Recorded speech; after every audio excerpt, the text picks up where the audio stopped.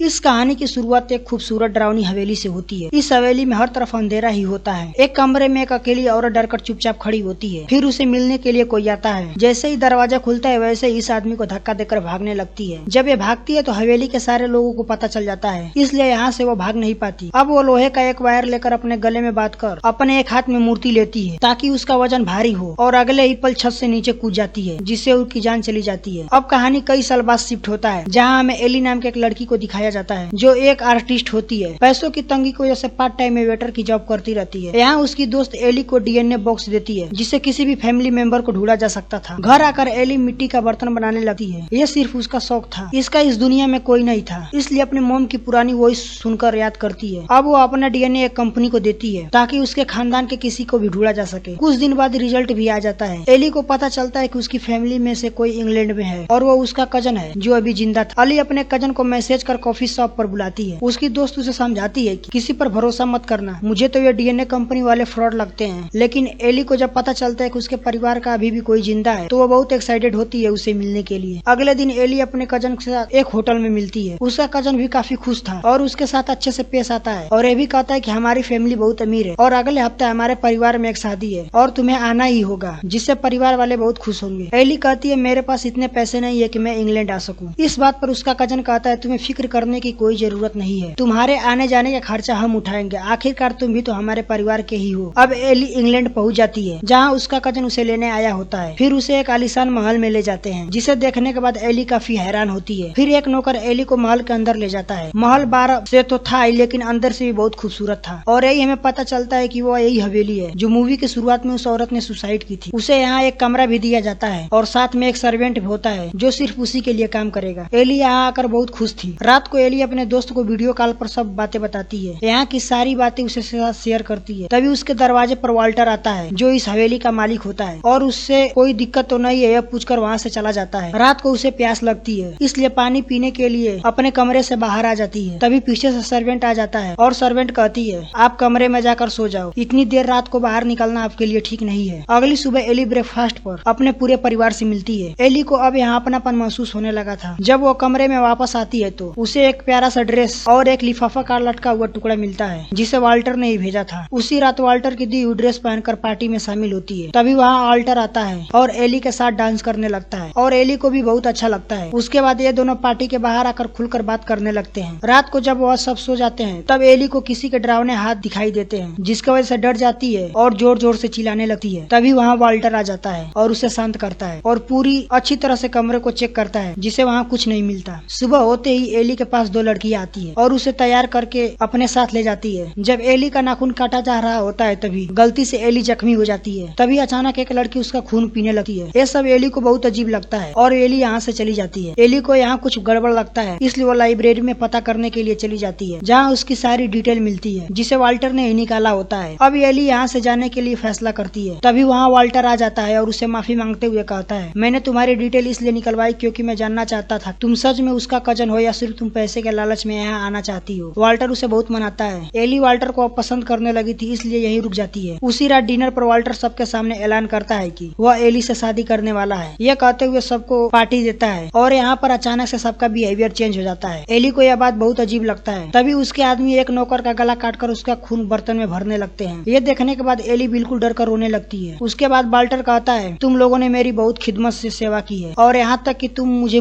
20 को लौटा दिया, इसके बदले में तुम्हें बहुत सारा पैसा मिलेगा। यही हमें पता चलता है कि वाल्टर एक एम्पायर है जो लोगों का खून पीते हैं। एली भी सब कुछ समझ चुकी थी लेकिन अब बहुत देर हो चुका था और वो नहीं चाहती कि मेरे एक वैम्पायर के साथ शादी हो। एली वहाँ से भागने की कोशिश करती है लेकिन वो भाग नहीं पाती। अब एली को पकड़कर एक तहखाने में बंद कर दिया जाता है। फिर एली का सर्वेंट उसे वहाँ से भागने में मदद करती है। एली का सर्वेंट बहुत नेकदिल इंसान औरत। अब सब लोगों को पता चल जाता है कि एली यहाँ से भाग रही है। तब एली के पीछे बहुत सारे लोगों को लगा दिया जाता है। एली भागकर एक गाँव में कपल के पास जाती है और कहती है आप लोगों को पुलिस को कॉल करके बुलाइए, कुछ लोग मुझे मारना चाहते हैं। बूढ़ी औरत कॉल करती है लेकिन पुलिस को नहीं बल्कि वाल्टर को, क्योंकि ये लोग भी पहले वाल्टर के गुलाम हुआ करते थे। और बूढ़ी और एली को मारकर बेहोश कर देती है। जब एली की आंखें खुलती है तो वो महल में होती है और उसके सामने वाल्टर होता है। वेली को एम्पायर होने के फायदे बता रहा होता है। अब मजबूरन वेली को एल्टर के सामने शादी करने का नाटक करना पड़ता है। फिर वाल्टर अपना खून एली को पिलाता है जिससे वाल्टर की शादी होने के साथ साथ वो और भी ताकतवर बन जाए। लेकिन दोबारा एली वाल्टर को अपना खून नहीं पिलाती और वहाँ पर आग लगा देती है। जब वाल्टर उसे पकड़ने जाता है तो उसे घायल कर उसे कमजोर बना देती है। आखिरकार एली वाल्टर को जान से मार देती है और यह कहानी यहीं खत्म हो जाती है।